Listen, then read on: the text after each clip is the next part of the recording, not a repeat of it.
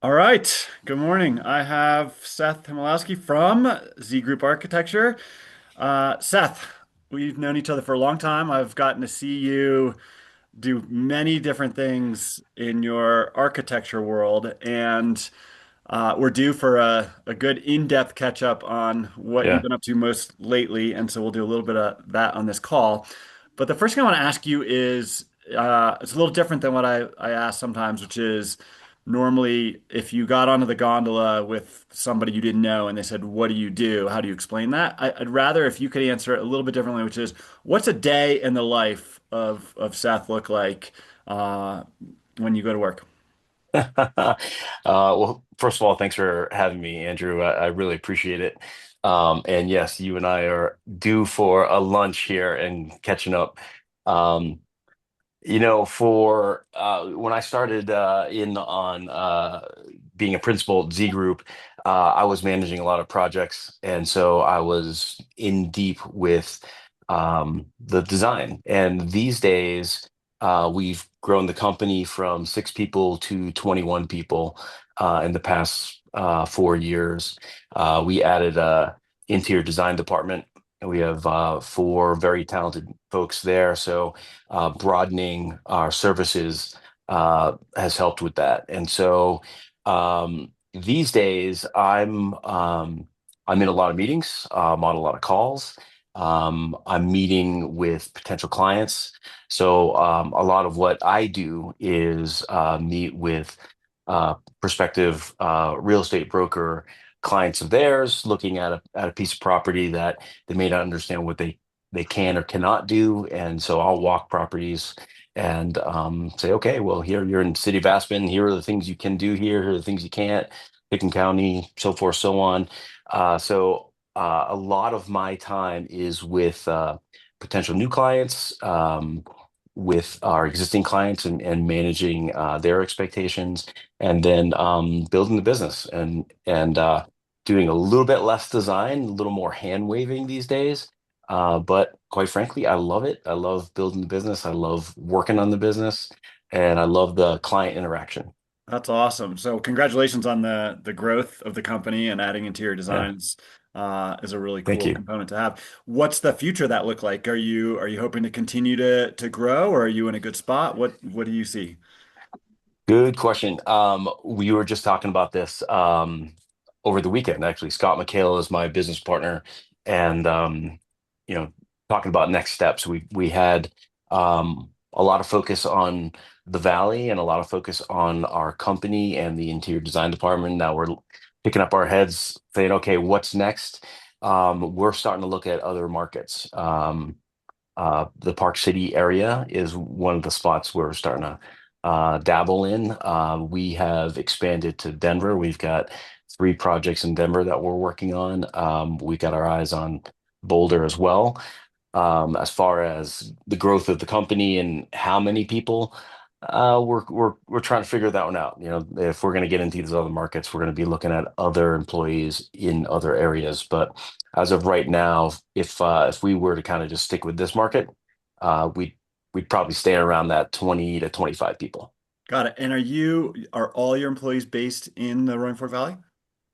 Most of them are. We have 2 employees that are um, working remotely. One is one of our senior interior designers out of Kansas City. And the other one is Randy Henry, who actually used to be a principal, and he has stepped down to be a senior associate at this point. And he sold his house and is living in a humongous RV and just traveling around. So we have a remote office wherever he goes. That's so cool the way that you've been able to grow, but also just find ways to look at other markets, to expand other places. And you basically answered what my next question was, which is how's that feel? Because I think a lot of people don't always realize when you're a business owner, especially when you're growing a business, your core competency. I mean, what made you and put your name on the map in this area anyway, I feel like was putting pencil to paper or really, going into the computer and doing what the way design is done. And now you're in this role of where you said you still do that, you do less of it, but more of waving your arms and meeting people and generating business. So when you think about your pipeline to generate business, where does that come from? I'm sure some comes from real estate agents saying, "Hey, I know this architect, I want to pull him in." But what's the pipeline look like? If as you look into the future, one, where's it come from, and two, how's it feel? Do you have a good business pipeline going forward? Yeah, it's good. Another good question. We are very much relationship based, so a lot of our work comes from folks like this group. Um, and as I mentioned earlier, I make myself available to meet with potential clients that you all have, and if that can help with a sale for you, then and a little bit of marketing on our end, we do get a lot of projects that way through the real estate broker world. Also, we do a lot of we have work with a lot of developers, so we do high-end single-family homes, but we also do multifamily and mixed use. We've got a massive project going on here in Basalt that's all modular. If you get a chance, come take a look at it. They're stacking the units now. It's interesting way of building. So and those are repeat clients. So we also have repeat clients on the real estate broker side, or I'm sorry, on the high-end single family home side, but also on our development side. And then, of course, we do all the marketing that everyone else does. We're in magazines, we're doing ads and social media and all that stuff. But for the most part, I would say, Andrew, it is a relationship based um, pipeline for us. And right now we're doing quite well. We've probably have about 30 or 32, 34 projects that are all active in different phases currently. And we've got a bunch of proposals out there as well. So pipeline is looking good. Hopefully things are looking good for you folks because you're our gauge. When things start to little slow down on your end, we brace for a bump. So, but right now things are looking good for us. Good. Well, positive news all around. I want to hear a little bit more about the modular side. Have you done much of that before? And is that something you see being more of a future of design and build in our valley specifically? Yeah, good question. It is it's not a traditional way of doing things. Obviously, I wouldn't do that for a residence. It doesn't really make sense, especially for what we do here. When you're doing a multifamily or mixed use large project that has several different units, it's a good way to go. It does save money. It saves money not only on construction, but also more so on your construction timeline. We built this project here. It's a podium. It's at a one level up, and there's parking commercial below, and then two levels of residential, and that'll be all basically built out in like 2 or 3 weeks Oh. to do that. So that's how fast it goes. You do need to figure that out ahead of time. Like you don't want to go halfway through a project and say, "Oh, let's switch over to modular." It's a decision that needs to be made at the very beginning. Mhm. And construction costs and the difficulty of construction in our valley is a problem. And this is one solution. There's other ways to do it. Like you could panelize your walls. We've done that before. This one is our first full modular project, and so we cut our teeth on this one. Second time around is going to be a little easier, but yeah, it for the right project, it's a good way to go. Yeah, I've heard really mixed over the years reviews that sure it can save time in a very specific part of the project, but overall it ends up costing a similar amount, or there's more headache in terms of just the subs not necessarily knowing or being Yeah. familiar with it. Is that what you're running into some of? Absolutely. You need a general contractor that's done this before. Shaw Construction is the one that's the general contractor for Mhm. this project. Yep. And and Shaw has done a bunch of these, and this particular team has done these. If you don't have that contractor partner that has a background and history of building this way, then you're going to miss out on all the cost savings benefits because they're going to be cutting their teeth as well. And you don't want your Sure. general contractor. You don't want to be the first one for that guy. No, Yeah. you don't. Well, who is the Yeah. modular builder by the way that you are using on that project? It's a company out of Minnesota called North Star. Got it. and you can't say enough good things about them. They've been great to Cool. work with. Yeah. So all the modules get trucked from Minnesota to Basalt. Yeah, they it goes to a yard. It's in El Jabal, so they'll the company brings them out, stacks them in a yard, so they're sitting Yeah. over there waiting. And then when the general contractor is ready to go, they send their team over to then pick it up, bring it over, stack one, and go back and Wow. forth. It's really interesting to think about. Obviously, the efficiencies just in my brain of, okay, well, you're building this in a factory and then you stack them and go do all that. But you have to get those all the way across the country. So you've taken a labor Yeah, pool that's in our valley, which maybe is good in a way of taking some of the stress off of the traffic up and down the valley for that labor pool. But you still have to, it's a pretty big effort to get the modules here. yeah. And one thing I learned is that when they're coming across states, they have to work with the Department of Transportation in each state, and they have to file a path, and that path can be moved at any point when they're doing construction or Oh, any kind of wow. maintenance on the roads. Yeah, it Yeah. it's an ordeal There's a whole to thing there. So it get sounds them like a good here. future for modular for multifamily residential or possibly commercial, but not single family. What's the mix that you have at your firm right now of projects that are single family residential versus other commercial or multifamily stuff?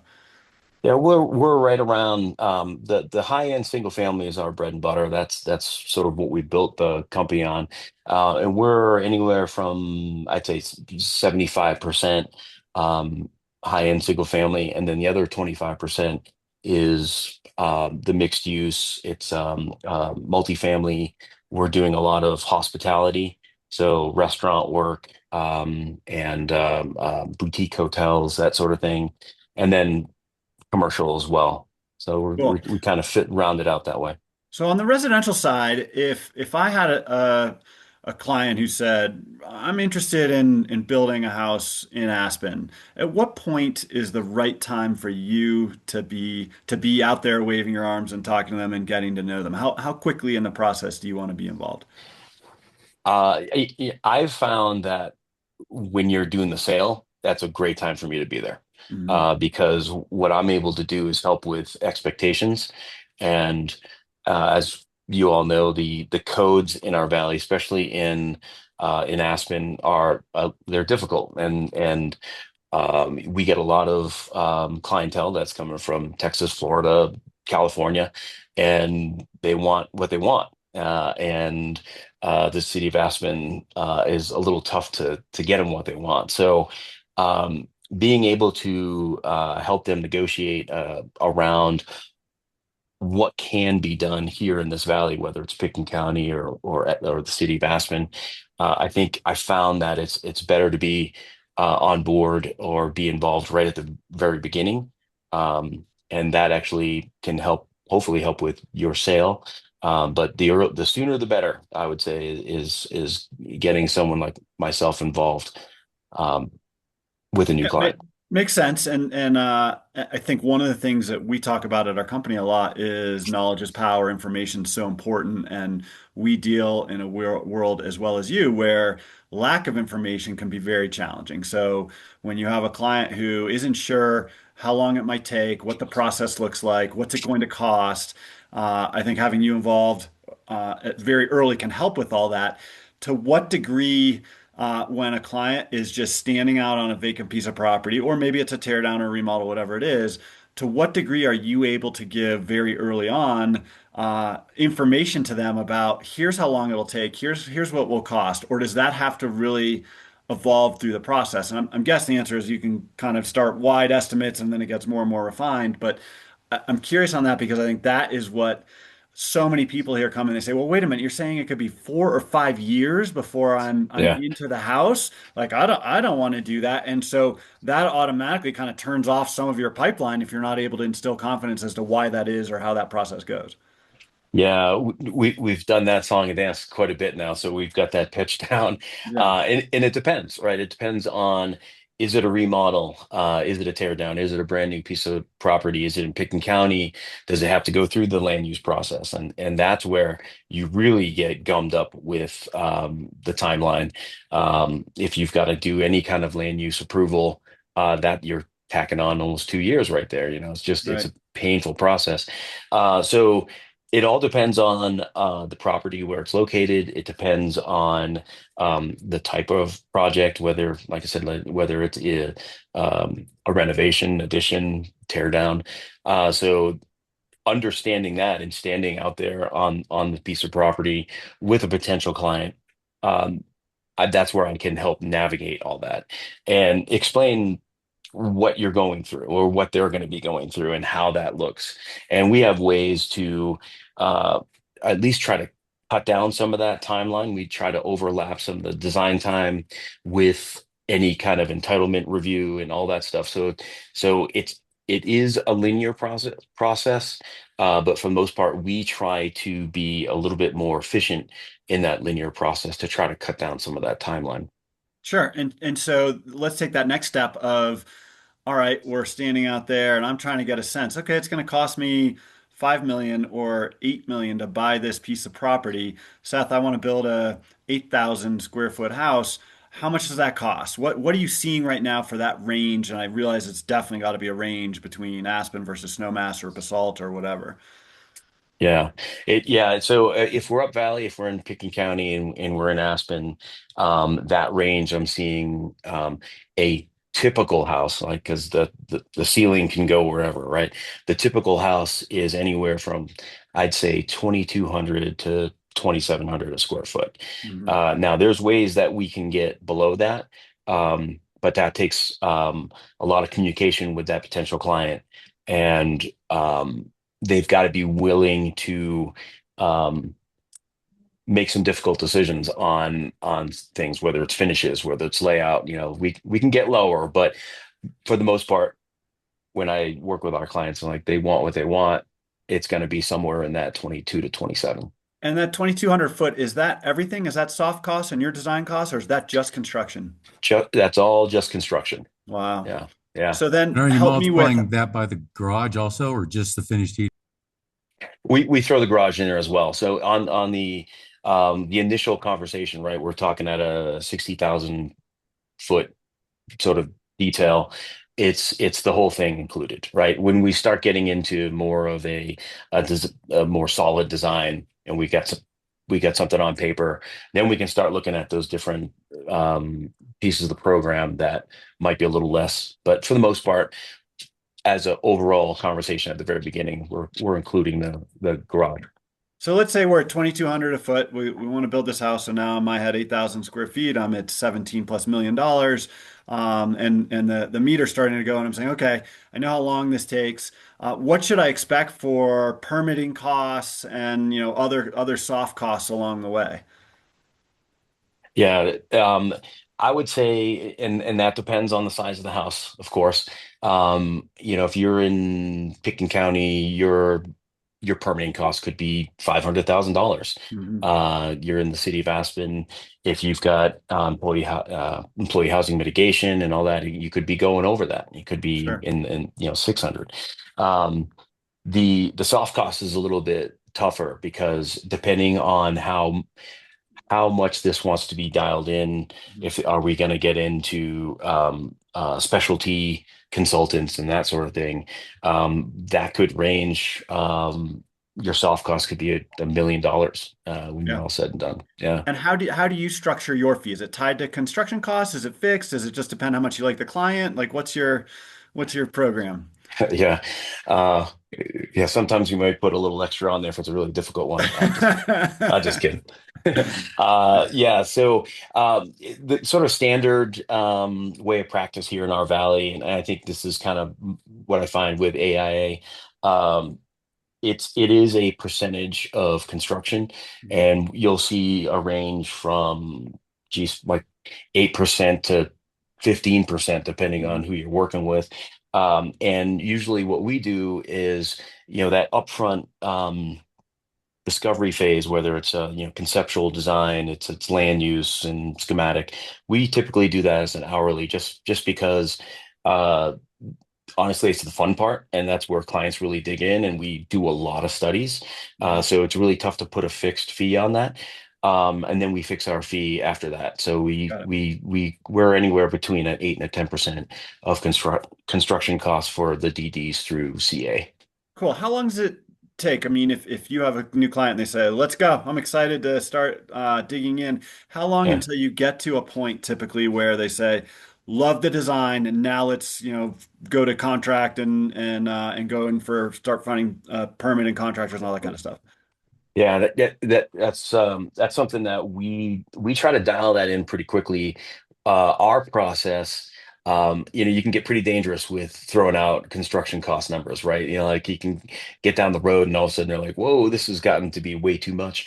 Yeah. So we don't want to be the guys who are in charge of that, right? So what we do for our process is we bring in general contractors very early on. Pretty much we're not even done schematic design yet, and we'll bring three, four contractors in, do an interview process with our clientele, and then those clients will then select a contractor on basically, their fees and general condition insurance and stuff like that, right? So they're not bidding this out, but they're hiring these general contractors as pre-construction services. So they're looking at our design as we're designing it, as we're going through all the phases, and they're price checking as we go.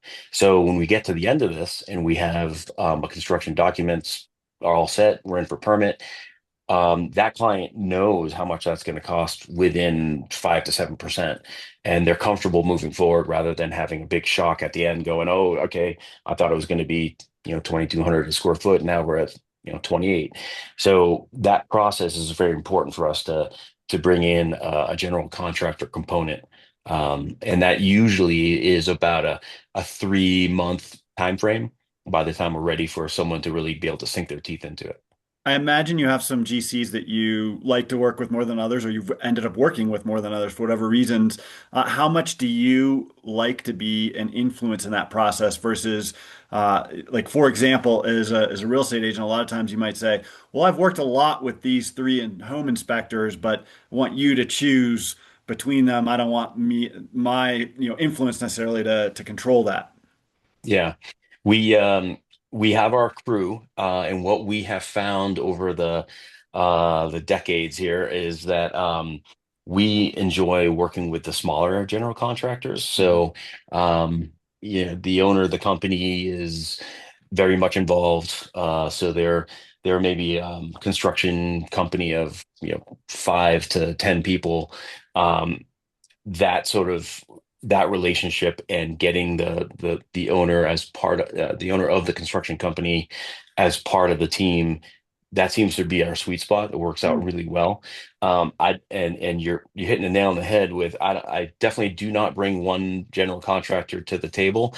I did that one time, and then that contractor stubbed his toes, and that Uh, client said, "Your guy did yeah, this." right, right, So right. never want to be your Yeah, guy. So yeah, that's why we got a team of I'd say there's probably like six to eight contractors, depending on the scope of the project and the type of the project that we bring to the good. table, and it's always three to four, and Yeah, we and we you let mentioned them earlier on your modular project, a much bigger project working with Shaw. Are there some names you can share that just put out there for some goodwill towards them that you like? for the high end residential. Yeah. Yeah, sure, absolutely. Sear and Company, Barrett Sear is Mhm. one we work very closely with. Type 5 builders, that's Sebastian Wantovich. He's also fantastic. Unfortunately, Craig Barnes, he just retired. He was another one, and all three of those guys are sort of in that same sort of strata. Mhm. The other thing with those guys is they're designers as well, which is interesting. Mhm. So to have that level of general contractor that understands the goal with these details, because there's a lot going on right down to the inch, and to have a general contractor that has that history and understands what it takes to to create that product is huge. And we work with new guys all the time. It's not one uh, we don't like that, but it happens, and it usually works out just fine. But we do have sometimes we have some challenges.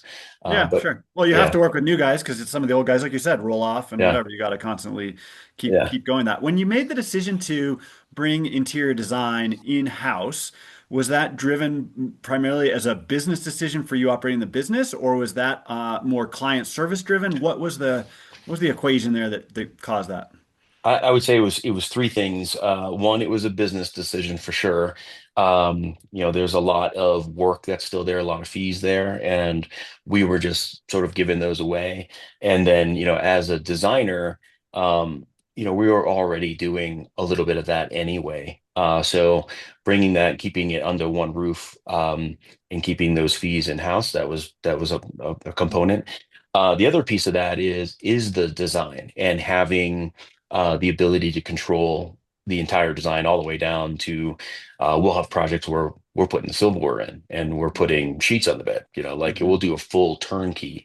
Um, and having that the ability to control that and control of the design and to have the design be more cohesive throughout for exterior and interior, that was a big factor as well. Um, and then the third thing is we had clients that were asking. They were Sure. requesting that. And I think a lot of our clientele, um, they like to have one stop shop and they're like, okay, I got both my designers here under one roof. This makes it really easy. And we try to do that for them. And we think it's a little a better, faster, and a better product at the end too. Yeah, I'm sure it's more seamless. So now that you're doing that with some of that, miles behind you, what percentage of your high-end single-family home clients are hiring you for both versus no, we want you for our architecture, but we've either got an interior designer we like or we want to do something Yeah. different for whatever reason. What's that mix? Yeah, I'd say it's probably a 60-40. We Hmm. still work a lot with a bunch of the local interior designers. Hmm. We've got great relationships with them, and if we've got and that's usually relationship based as well. They've worked with, like, say, Karen White or Joe Hmm. McGuire before, and Sure. they just understand them. They want to bring them in. We're like, yeah, great. We do Yeah. a lot of work with those guys. So yeah, I'd say probably 60% of our high-end projects right now is in-house for interior design, and Cool. 40 And we work is with there others. a rule of thumb for these higher end homes in terms of what I, as a client, should expect to spend on the interior design fees? But then also, like you said, you might take it all the way to it's toothbrush ready. Like if I'm planning on 2,200 plus, call it 2,500 a foot plus 10% for your fees plus other permitting fees, I'm around 3,000 a foot. Is there an easy rule of thumb for that other part? Yeah. By the way, I like toothbrush ready. Is it okay if I use that? Take it. I learned that one the hard way, Andrew. I had some fixed fees early on for interior design. I got hammered. It is all over the board with interior design. It is a different animal when it comes Yeah. to not only the scope, the design, but also the relationships as well are a little different from interior designers to clients versus architects to clients.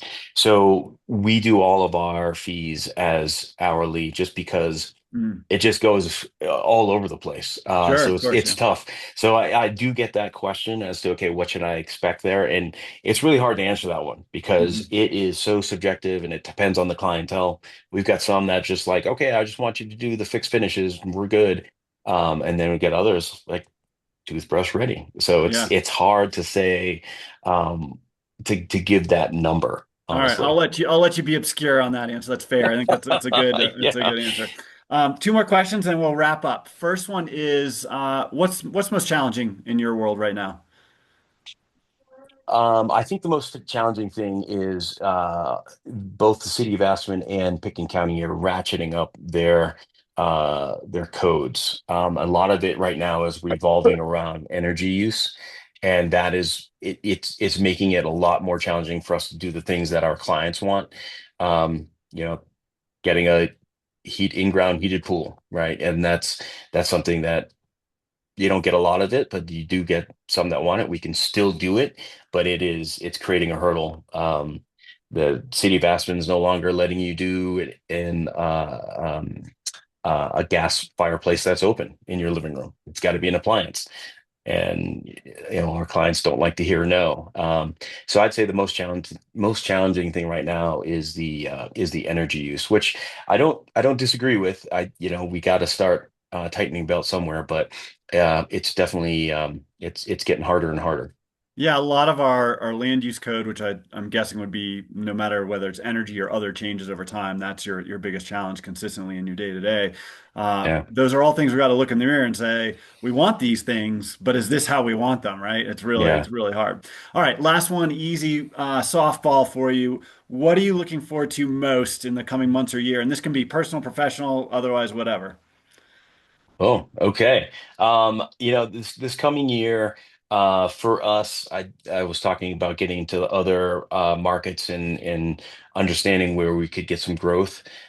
That's something that I'm really excited about. I love this valley. I love Aspen. This is home. But it, I want to see how it is to design and have projects built elsewhere as well. So that's probably my biggest thing that I'm excited about is, okay, how can I make that happen? Because I don't have those relationships yet in the Park City area. Starting to get those in Denver, so that's um, also going to be kind of fun to start to create those relationships with And the unknown. knowing you well now, Seth, and that's what's so cool is a lot of people would say, well, I'm excited about it, but I'm nervous. It's hard. I don't know how to get in the market. But for you, it's just natural. I mean, that's how you grew your Yeah. business here, and you're going to be very successful doing that, whatever market you decide to go into, because your attitude and your mindset is, I can't wait to do that. I'm looking forward to being the new guy on the block and meeting people and Yeah. growing the business. So good for you. I'm really happy Yeah. for you. Thank you for Thanks. taking time to be part of this Aspen Real Estate Experience and answering all the questions. Very informative, very cool, and I look forward to catching up personally with you soon. All right, great. Well, thanks for having me, Andrew. I appreciate it. Thanks everyone for listening. And if you ever need some help with a potential buyer and you need somebody in there with some vision, give me a call. Happy to do it, and that's part of my job. Awesome, Seth. Thank you. Have a great day, man. See ya. All right, all right. Take care. Bye Bye. bye.